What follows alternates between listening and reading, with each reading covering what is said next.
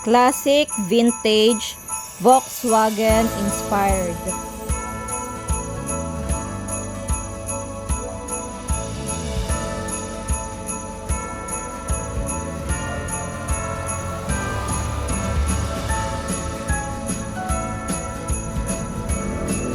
Ang ating classic vintage, merong super wide seats, kasya pag dalawang chubby, tatlo naman kapag petite. Ang steering wheel na nito, sobrang lambot na iliko katulad na ng mga kotse. Duplicate keys para sa on-off, duplicate keys para naman sa kanyang storage, at dalawang remote naman para sa kanyang keyless. Keyless control, dalawang pindot. Off, lock, and alarm. Sa keys naman, dito lang, sa gilid. Then, controls para sa kanyang wiper.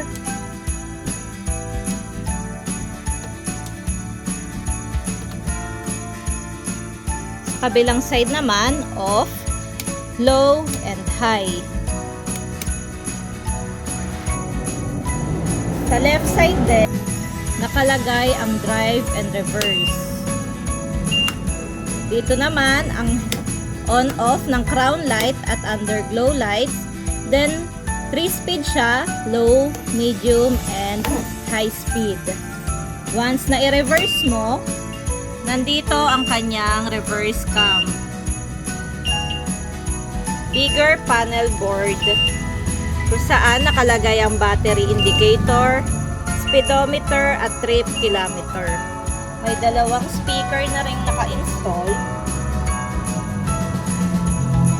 Nandito ang on-off. Power on. The Bluetooth device is ready. Pwedeng Bluetooth para sa music. Then volume, brake at accelerator.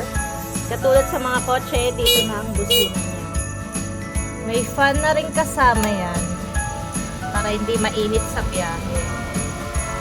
May 2 big side mirrors. Nakitang-kita mo ang nasa likuran mo. Meron na ring floor matting sa front and back. Naka-projector headlight na rin yan. Meron na rin siyang crash guard sa front. Siyempre, meron din para sa likod. At dito nakalagay ang kanyang reverse camera. Naka 2,000 watts motor and 45 horsepower, kaya kayang-kaya sa mga ahunan.